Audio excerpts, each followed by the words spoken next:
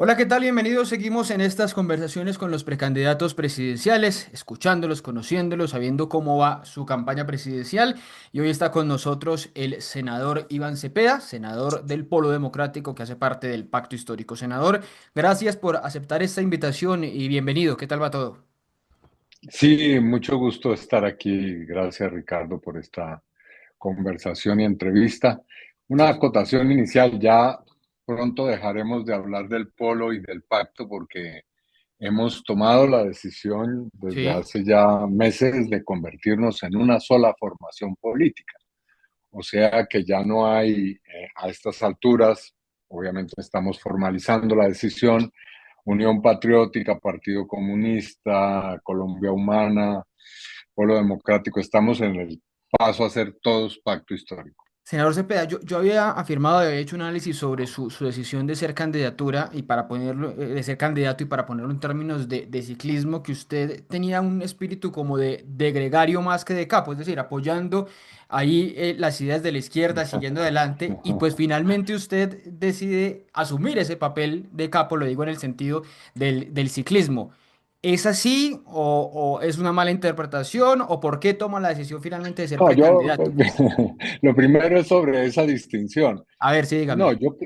yo creo que la política se hace desde muchos ángulos y Sí, muchas veces las personas que aparecen públicamente siendo eh, dirigentes o voceros y voceras sí, expresan opiniones de otras personas que están en otras posiciones elaborando la política. Es decir, yo no creo que la única manera de conducir la política sea ocupando un cargo visible. No, hay sí. muchas formas de hacer realidad de una manera transparente, sin maquiavelismos, de una vez lo digo, eh, las directrices políticas. Y a mí me gusta, en la política me ha gustado hacer trabajos silenciosos. Muchas veces he tenido que asumir roles que no son visibles y me gustan más que los que son visibles y que son a veces definitorios. Es más, muchas veces la gente que está en la sombra haciendo trabajos callados, sin levantar tanto escándalo, tanta polémica, son las personas que hacen los aportes más valiosos en la política. Bueno, pero en mi caso tuve que asumir esta otra función, este otro rol, que es la de la plena visibilidad de todo lo que hago. Bueno, yo he sido congresista y he Sí. actuado muchas veces públicamente. También, como lo decía, he facilitado cosas de manera reservada, pero ahora entro en una fase en la cual ya se me exige, se me pide que tome un rol distinto y es ya pues lanzarme un cargo que no tiene de ninguna manera posibilidad de pasar en silencio, que es ni más ni menos que trabajar para ser quien gobierne el país y el Estado, o sea, el jefe de Estado. Bueno, pues no era mi intención llegar hasta ese punto, pero circunstancias entran aquí y lo asumo la decisión, la energía y el entusiasmo necesario.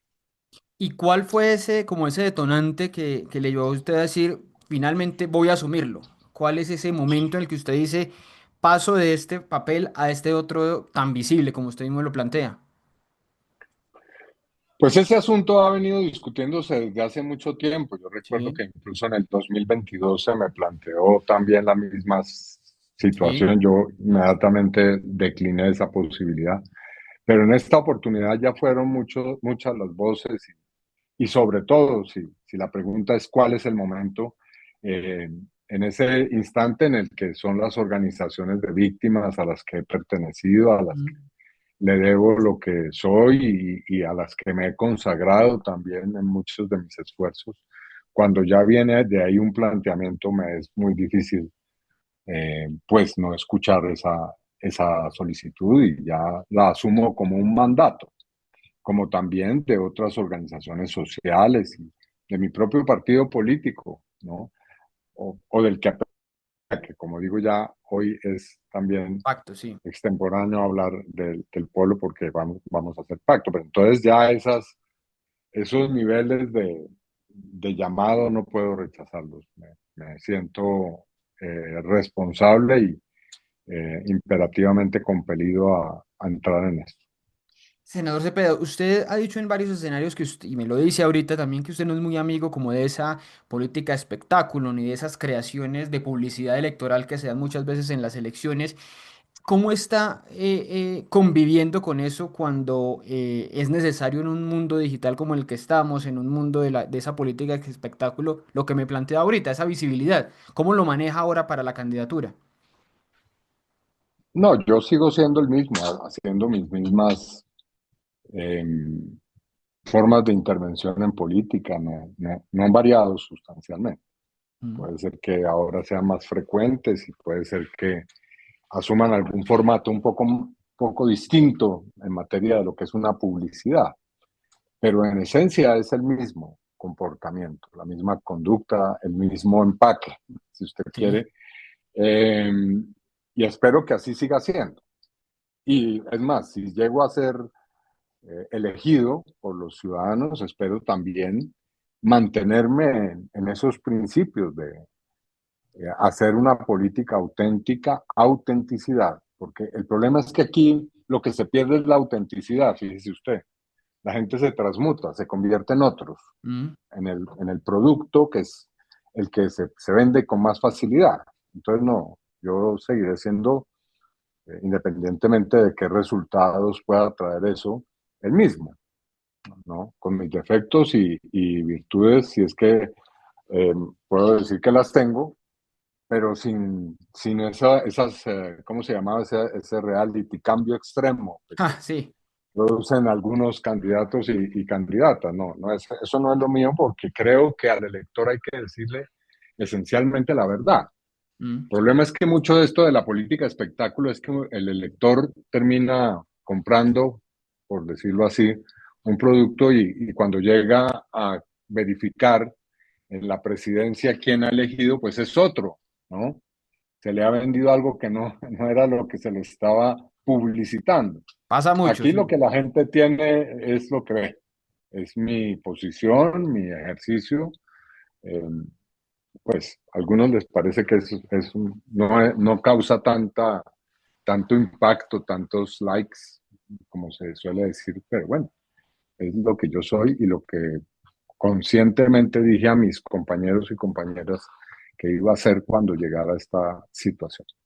Senador, sin duda alguna su candidatura de muchas formas está atada al proceso del expresidente Uribe. Usted, más allá de lo que pase con su candidatura, pues por lo menos en lo particular es un personaje del año por todo lo que ha hecho en ese proceso. Pero ¿cómo está recibiendo esas decisiones adversas para ustedes, las víctimas, la tutela que le levantó la casa por cárcel a Uribe, esa estrategia de la renuncia a la prescripción que le podría dar a Uribe esa posibilidad de seguir haciendo política en la calle? ¿Qué lectura tiene hoy de ese caso ya casi 2 meses después del anuncio de la condena? Pues si usted quiere que yo utilice una expresión coloquial, esos son patadas de ahogado, porque ya la decisión está tomada. Aquí ya hubo una condena en primera instancia y vendrá otra decisión de fondo. No esta cuestión de tutelas con relación a si Uribe puede o no gozar de una libertad, sino lo que tiene que ver con su responsabilidad penal. Eso es lo que estamos aquí discutiendo y esa es la decisión que está hoy en firme, la decisión asumida por la jueza de ley. Veremos qué pasa en el tribunal. Obviamente esa es una decisión también importante y que yo creo se va a producir en los términos eh, que estaba previsto. O sea, Y ahorita en creo eso octubre. porque, sí, y creo eso por la sencilla razón de que así lo expresaron el tribunal. Si usted Mm. se acuerda, a los pocos días de haberse producido la decisión de primera instancia, si no estoy mal, el presidente del Tribunal Superior dijo que el tribunal iba a cumplir con los tiempos, que también hubo una decisión de la judicatura liberando a los magistrados y magistradas, si entiendo bien, de la sala, de otras responsabilidades para poder de la manera más célere posible tener esa decisión. Así que Creo que no hay ninguna razón para pensar que esto puede, digamos, dilatarse en el tiempo de una manera extraordinaria. Pero usted, ¿cómo le explicaría a la gente si eventualmente se ratifica esta condena del Tribunal Superior de Bogotá, que Uribe vaya a pagar 12 años de casa por cárcel, que es el relato que se ha creado por estos días, y que los ex jefes de las FARC vayan a pagar 8 años de penas alternativas, que es una comparación que está siendo muy, muy fácil de vender electoralmente? Sí, pero es una comparación absurda, Mm, porque entonces la pregunta es, bueno, ¿y por qué Uribe tiene que pagar 12 años si hay gente que no tiene que pagar nada? sí. No, Uribe tiene que pagar 12 años porque ha delinquido. Sencillo. Es decir, hay un código penal vigente. Si usted lo infringe, puede ser un expresidente, un presidente, quien sea, tiene que pagar una pena. No, no hay forma de justificar que un expresidente delinca. Fíjese usted qué tan mal estamos en Colombia. Es decir, que hay que asombrarse porque un expresidente puede ser condenado. No, no, de ninguna manera. Quien es presidente es el que primero está llamado a cumplir la ley. E independientemente de qué pase con otros, que hay otros que están en la impunidad, sí, por supuesto, en Colombia hay un 90% de impunidad sobre los delitos. Pero un expresidente condenado tiene que cumplir la condena en un Estado de Derecho, ¿no? A no ser que seamos una monarquía, entonces el rey no tiene por qué cumplir las condenas porque eso es rey, claro. Pero no, aquí estamos en un Estado de Derecho donde la ley impera e impera para todos los ciudadanos. Ahora, los señores de las FARC se acogieron a un proceso de paz y hay un tribunal allí que está creado que tiene unas reglas, tienen que cumplir esas reglas. ¿El expresidente Uribe quiere acogerse a ese tribunal? Bueno, pues eso sí es un asunto que habría que discutir, o crear un tribunal en el que haya otras reglas. Bueno, podemos discutirlo a cambio de que él le entregue la verdad a las víctimas sobre otros hechos muy graves en los que está comprometido. Bueno, esto sería interesante discutirlo, pero no esas comparaciones, que Sí. a mi modo de ver lo único que reflejan es una degradación moral enorme Pero, a razón de que un expresidente debe cumplir una condena. Imagínese usted, digamos, dónde estamos en esa gradación moral que da como un hecho absolutamente indignante, inconcebible, que un jefe de Estado, cuando ha delinquido, tenga que pagar una pena. Pero usted en ese caso preferiría, digamos, a Uribe en el AGEP o en otro tribunal contando la verdad sobre el paramilitarismo, que es, digamos, la esencia, digamos, el telón de fondo de todo esto, a que esté en casa por cárcel 12 años. Ah, ese ya es otro tema y Mm, claro que sí, me parecería que es deseable, no solamente Uribe, sino en general. Todas aquellas personas que por una u otra razón han tenido implicación en delitos muy graves y que puedan, en este caso, desde la perspectiva de que han ocupado responsabilidades muy importantes en el Estado o que tienen un papel preponderante en esos hechos criminales que se han cometido, decirle la verdad a las víctimas, repararlas. Si eso requiere un mecanismo extraordinario de justicia, bienvenido, por supuesto. sí. Eso le haría un inmenso bien a la sociedad colombiana. Y no porque sea solo Uribe, sino en general, de todas las personas, fuerzas políticas, militares, económicas que han estado involucrados en la violencia en el país. ¿Qué verdades le debe, senador Cepeda, todavía Uribe a las víctimas que usted estaba mencionando ahora? Yo creo que son muchos asuntos. Mm, Y lo digo porque, no porque me lo esté inventando o porque lo esté conjeturando, sino porque hay procesos judiciales en curso.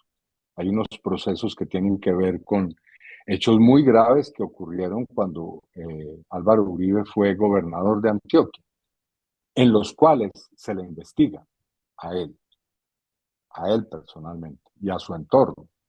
Masacres, asesinato de defensor de derechos humanos Jesús María Valle, mm, creación de grupos paramilitares, en fin.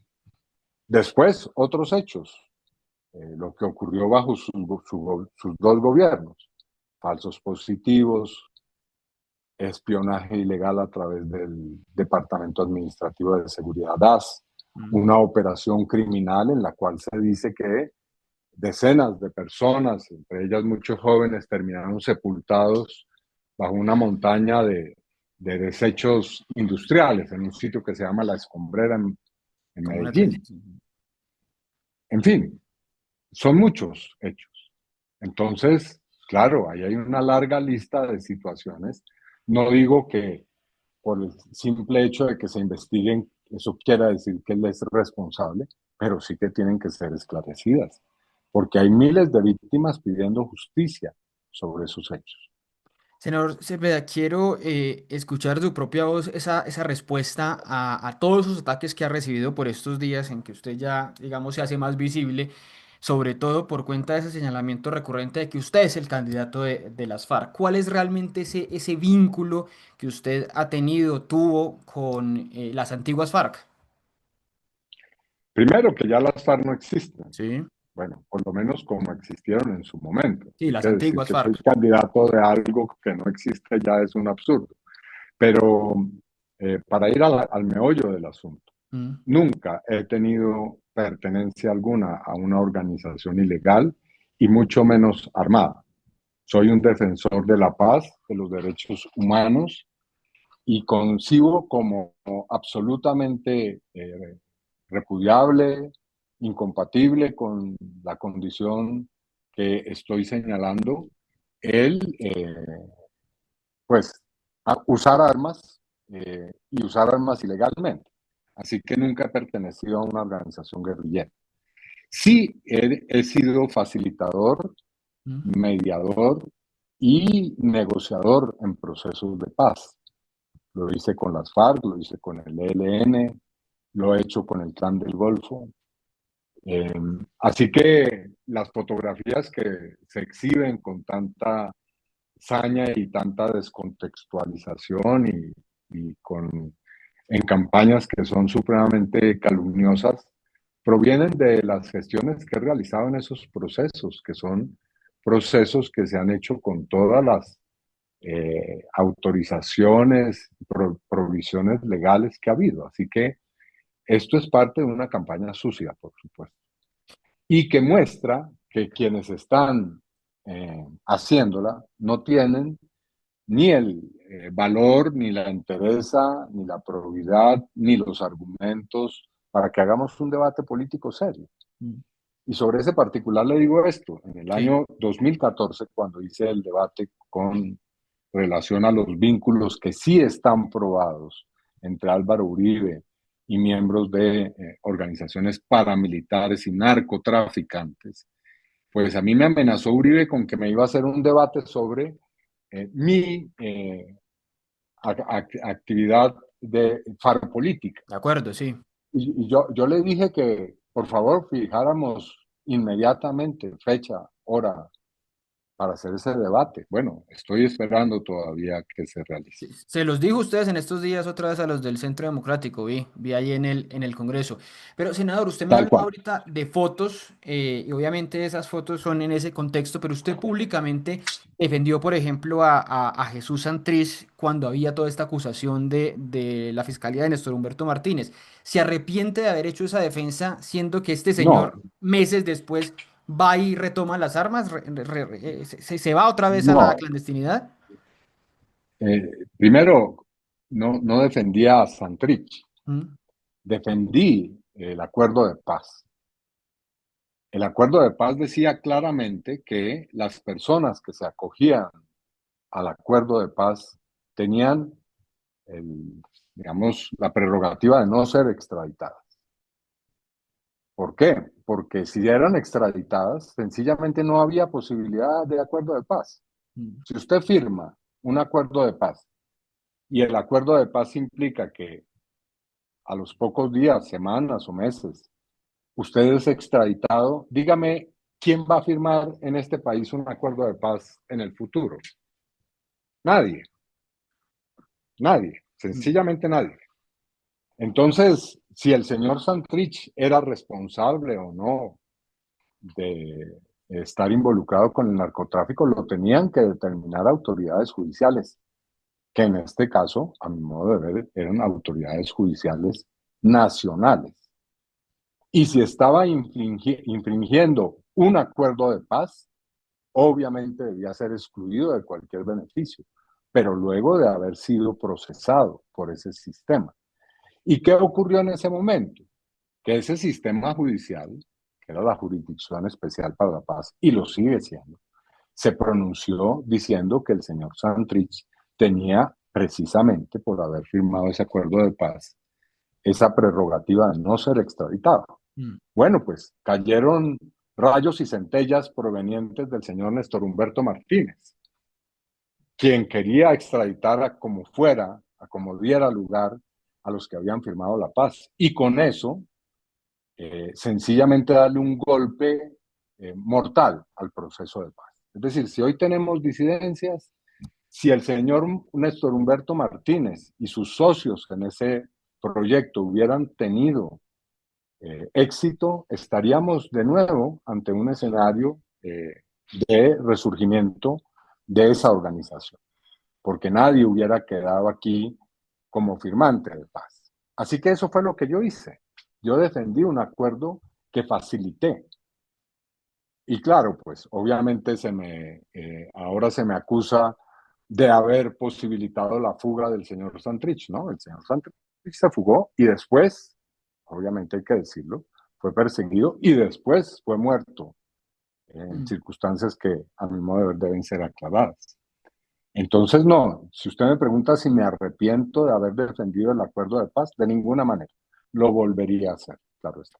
Senador, hablemos estos minutos de sus propuestas, de sus ideas, y quiero empezar hablándole sobre eso que es la paz. Usted que ha sido uno de los defensores de la paz total. En otra entrevista usted me decía que el tema de la inseguridad no puede ser relacionado con la política de paz que va por que va por otro carril. Pero esa paz total del presidente pues no ha conseguido los resultados que se esperaban. ¿Qué haría usted diferente con esos procesos de paz, con esa paz total si llega a la presidencia el próximo año? Lo primero que quiero señalar es que vengo haciendo una exposición muy seria y rigurosa de mis propuestas. Mm. Me permite, si usted me permite hacerme esta cuña, Claro que sí. he venido haciendo una exposición de cómo va a ser mi programa, que es el Sí, programa del Pacto Histórico y del gobierno actual actualizado, sí. perdón, del gobierno que está en curso actualizado. Mm. Y he hecho 4 propuestas hasta ahora. A ver, los... Obviamente voy a hacer propuestas en materia de paz, claro está, pero de entrada lo que señalaría es, en primer lugar, voy a ocuparme cuando la haga de examinar la implementación del acuerdo de paz Sí, de 2016. Hay que decir, el próximo gobierno es el último, según lo que está previsto, que puede implementar ese acuerdo. Hay una propuesta del presidente Petro que yo considero es válida, y es que hay que prorrogar la implementación del acuerdo. ¿Por qué? Porque hubo un gobierno, por lo menos uno, que fue tiempo perdido, sí, el que de Duque. decidió hacer prisas exactamente el Mm. acuerdo, Sí, aunque luego dice que no, que se hicieron muchas cosas, en fin. No, no se hicieron, fue tiempo perdido. Bueno, aquí entonces la discusión es si se puede o no prorrogar esa implementación. En segundo lugar, llevamos años, y yo he participado en digamos, en un pequeño periodo de esa larga negociación con el ELN. Yo creo que hay que llegar ya a un acuerdo de paz con el ELN, que es la guerrilla eh, que tiene la existencia más prolongada en este continente. Creo que es una de las últimas, si no la última, sí, sí, sí. insurgencia de los años 60. Bueno, hay que llegar a un acuerdo de paz y para eso hay que hacer todos los esfuerzos conducentes. Seguramente no faltará quien diga, pero ahora usted nos viene con semejante propuesta cuando este gobierno no pudo. Bueno, sí, no pudo este y no han podido ninguno de los otros, de estos 70 años de conflicto armado. Pero en este gobierno sí hubo unos avances, sí los ha habido. Y yo mantendría esos avances e intentaría que se logre el acuerdo de paz con el Sí. ELN. como también hay unas mesas de diálogo que a mi modo de ver hay que hacerles a cada una de ellas un balance. Y hay que ver dónde han estado los problemas, dónde han estado los aciertos, impulsar lo que ha sido correctamente hecho y pues cambiar, modificar, reforzar lo que no. Pero la paz debe ser una política de un gobierno y en mi gobierno habrá política de paz, por supuesto. Como también habrá una política de seguridad, pero lo que no concibo y con lo que no estoy de acuerdo es endilgar los problemas que hay en materia de seguridad Sí. a la paz. Eso me parece que es un despropósito y que quien lo hace con el expreso objetivo de simplemente llegar a la conclusión de que no es posible tener y no se debe tener una política de paz. En eso no estoy de acuerdo, claro que no. Y me decía usted que hay cuatro propuestas, entonces, implementación del acuerdo de paz. Ah, no, perdóneme, he hecho cuatro propuestas sobre otros Ah, ok, temas. ok, ok. Sobre este todavía no he hecho mi propuesta y la Ah, haré ok.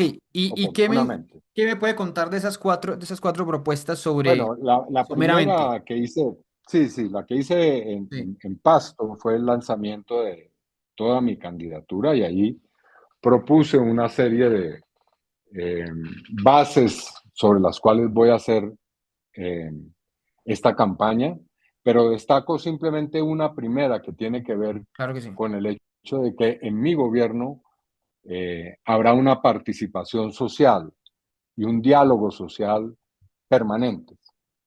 Ese es un primer asunto.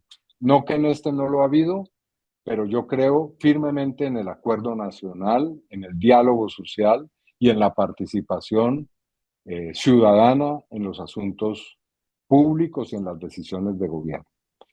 Luego en Cali hice una propuesta sobre la macrocorrupción. Propuse la creación de un sistema nacional contra la macrocorrupción.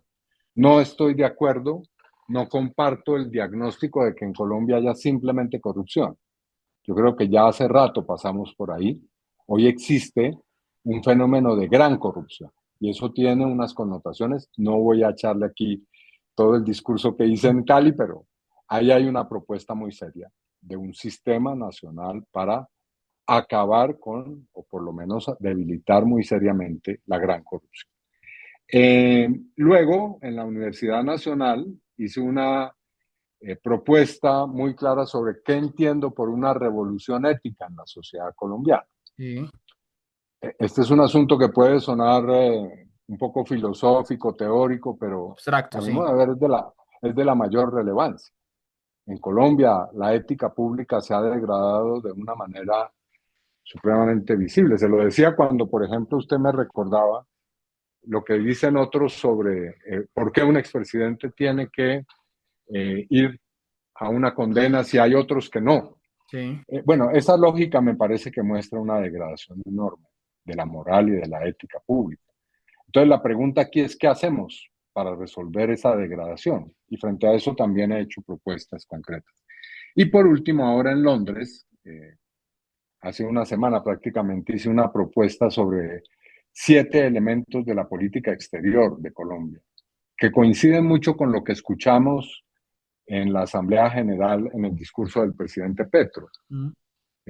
Cómo Colombia debe seguir ejerciendo un liderazgo en materia de paz en el mundo y en la región. Cuál debe ser nuestra política frente al narcotráfico y a la cooperación internacional con relación al narcotráfico. ¿Qué política frente a los migrantes y a los migrantes colombianos que están hoy residiendo por millones en el exterior? ¿Cuál debe ser nuestra política en la región? Concretamente con relación a nuestros vecinos. En fin, hasta ahí Senador, vamos ahora. en esas cuatro. ¿Y en esas propuestas lo está pensando la idea de la constituyente, como lo ha sugerido el presidente Petro y algunos de sus compañeros lo respaldan? Yo voy a hacer una propuesta sobre el tema de la participación política en Mm. general.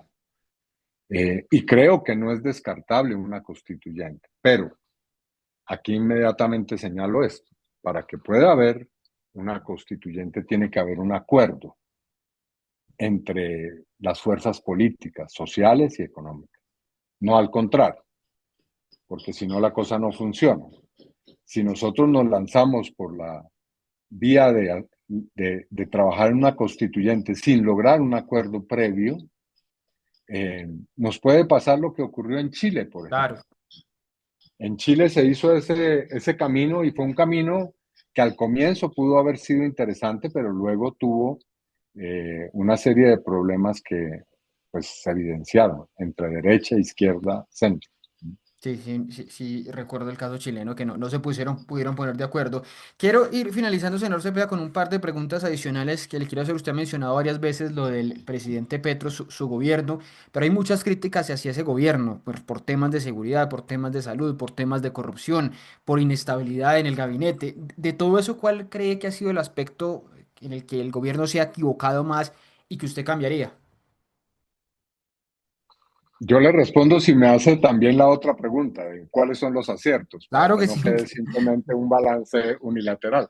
No, yo creo que efectivamente tal vez la corrupción, Mm, ese ha sido el gran problema nuestro. En eso asumo también responsabilidad, por supuesto, porque es un gobierno que hemos impulsado nosotros, los dirigentes políticos del pacto histórico. Y ha habido corrupción, el presidente lo ha dicho claramente y nos llena de vergüenza. Y obviamente aquí no bastan los perdones, aquí no basta el mea culpa, aquí hay que tomar acciones. Por eso en Cali, le repito, hice una propuesta sí. concreta que tiene una muy clara dirección, una muy clara estructura y muy claros argumentos. Entonces creo que ahí hay un problema serio y que tenemos que repensar para un segundo tiempo. Y los aciertos, exactamente. ¿Qué cree usted que ha hecho bien el gobierno frente a otros, comparando también con otros gobiernos? No, aquí yo, me disculpa, tendría que extenderme mucho, voy a simplemente A ver, precisar dígame. unos cuantos rápidamente. Yo creo Sí. que este gobierno sí ha sido un gobierno de cambio, así se le quiera negar esa entidad. Y ha puesto en el centro del debate nacional las reformas sociales. Por primera vez se puede decir que en Colombia hay reformas sociales de tal calado. La más importante de ellas, la reforma agraria. Aquí ha habido un avance concreto. Creo que ha sido un gobierno que ha logrado avanzar muy seriamente en mejorar las condiciones de vida de un importante sector de la población. Ha sacado de la pobreza a, bueno, yo creo que se aproxima a 2 millones de personas en estos 3 años y medio. Mm. Ha tenido un desempeño económico ejemplar, así también se le quiera negar esa circunstancia. Ha tenido una política exterior que tiene virtudes enormes y creo que ha cumplido con un respeto real, serio a las instituciones, a la Constitución del 91 y que ha hecho esos cambios respetando la democracia, para mencionar simplemente algunos Ahí ejemplos. rápidamente. Sí, senador, una pregunta sobre lo que está pasando en la actualidad en la política, ya para irnos despidiendo, y es, ¿le tiene miedo al ascenso de la extrema derecha en el país? Hay precandidatos que están ya planteando propuestas realmente autoritarias como respuesta a la izquierda, como respuesta al gobierno del presidente Petro. No, yo a la extrema derecha no le temo, además porque la he enfrentado en toda mi vida política y Mm. es más, la he derrotado en debates y en pulsos que hemos librado. Entonces, no, no es temor. Preocupación, sí, porque Mm. evidentemente nosotros tenemos el deber de profundizar los cambios que hemos venido logrando. Y sabemos que la extrema derecha tiene una orientación muy distinta a la que tenemos nosotros hoy. Pero bueno, es parte de la democracia y obviamente vamos a eh, llevar a cabo los debates, a enfrentarnos en las urnas en condiciones, yo espero, transparentes y democráticas para que la ciudadanía elija. Y yo ¿Quiénes, creo que la ciudadanía va a tomar el camino de las reformas y de defender las reformas que hemos logrado. quiénes cree hoy que están representando esa extrema derecha en el país entre el abanico gigantesco de candidatos que hay? No, precisamente porque es tan amplio no me voy a poner a mencionar, pero La extrema derecha tiene un líder en Colombia, que es Álvaro Uribe, Mm. y tiene un grave problema, que no tiene en este caso la izquierda y el progresismo, y es que es una extrema derecha caudillista, sin su líder natural, sin su eh, pues figura y caudillo más destacado, se siente huérfana. Por eso es que esa campaña tan virulenta en mi contra por haber osado precisamente denunciar a Álvaro Uribe y librar una batalla política y jurídica como la que hemos hecho en estos años. Gerard, para despedirnos, una dinámica que hago siempre con los precandidatos al final, 5 afirmaciones y si usted se anima a decirme si considera que es verdadero o falso. La primera, se la leo. Los presidentes deben hacer pública su historia clínica cada año para saber si están en condiciones de ejercer el cargo. ¿Verdadero o falso? Sí, yo creo que sí es correcto. Verdadero. Es necesario. Es necesario que la población conozca la situación médica. No sé si cada año, pero sí que tenga una información veraz sobre la condición física y psicológica del mandatario. Es un derecho. Listo. La segunda, ¿es preferible que un criminal pague sus condenas en Colombia a que sea extraditado a Estados Unidos si eso va a contribuir a la paz del país? ¿Verdadero o falso? No, yo creo que la paz es un deber y un imperativo. Y si es necesario que nosotros, como se ha hecho ya en acuerdos de paz, tengamos que desarrollar, obviamente, acuerdos, no solamente con los grupos armados, sino también con los países con los que tenemos relaciones para viabilizar la paz, eso es necesario. O sea, Ahora verdadero. veremos en cada, sí, veremos en cada caso cuáles son los alcances, para no decir que esto es un cheque en blanco. Sobre el presidente Petro, que usted lo estaba mencionando estos días en la ONU, una frase, ni el Tren de Aragua es una organización terrorista, ni los lancheros que supuestamente llevaban cocaína por el Caribe deben ser bombardeados por Estados Unidos. ¿Verdadero o falso? La comparto porque, no porque el Tren de Aragua no sea una organización narcotraficante, esa no es la discusión. Esta es una discusión de derecho internacional y aquí a veces se abusa del poco conocimiento que tiene pues el público en general de ciertos asuntos. Mm. Catalogar a alguien de terrorista significa en el lenguaje hoy eh, de Estados Unidos la negación de cualquier posibilidad del derecho internacional humanitario. Eso lo vimos en la lucha contra el terrorismo que se dio en los años en que Estados Unidos desarrolló, por ejemplo, la base de Guantánamo. Sí. Ahora, así como se dice que el Tren de Aragua es terrorista, se puede decir que los migrantes son terroristas también. Se les puede meter en un campo de concentración. O un periodista puede ser un terrorista también. Si, digamos, se antoja a esas definiciones tan absolutamente arbitrarias, catalogar a las personas y a las organizaciones. Así que hay que tener en esto muy claro cuáles son los límites del derecho, porque si no se incurren en graves violaciones de derechos humanos, por supuesto. La cuarta de quinta, los pobres casi no usan gasolina en Colombia. ¿Verdadero o falso?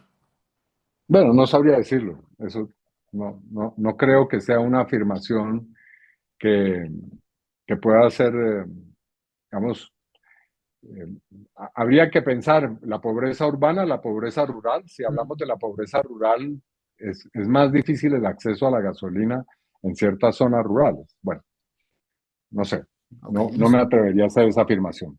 Bueno, y la última, en Venezuela hay un dictador que ejerce como presidente y que se robó las elecciones en julio del 2024. ¿Eso ¿Usted lo cree verdadero o falso? Nosotros hemos hecho una muy clara afirmación sobre qué ocurrió en esas elecciones Sí. y me atengo a esa posición que se tomó en su momento por parte de nuestra Cancillería. Nosotros no compartimos la manera en cómo se llevaron a cabo esas elecciones y sobre todo sus resultados no fueron objeto de una, digamos, un escrutinio en unas actas. Recuerdo bastante bien la posición del presidente Petro. Pero eso no significa que asumamos las mismas posiciones del gobierno anterior, que es la ruptura de las relaciones exteriores con Venezuela. Mm. Esa no es la política del gobierno actual, ni la será. Pues senador, muchas gracias por responder estas preguntas, por atender esta conversación que hemos tenido, que seguramente la tendremos en otro momento cuando esté más avanzada la campaña. Y pues muchos éxitos en lo que venga de aquí a octubre, cuando seguramente se defina esa candidatura del pacto. Muchas gracias, es usted muy amable. Bueno, a ustedes Un también saludo. muchas gracias por estar conectados, por compartir, por comentar esta entrevista y nos vemos en una próxima conversación con los precandidatos presidenciales.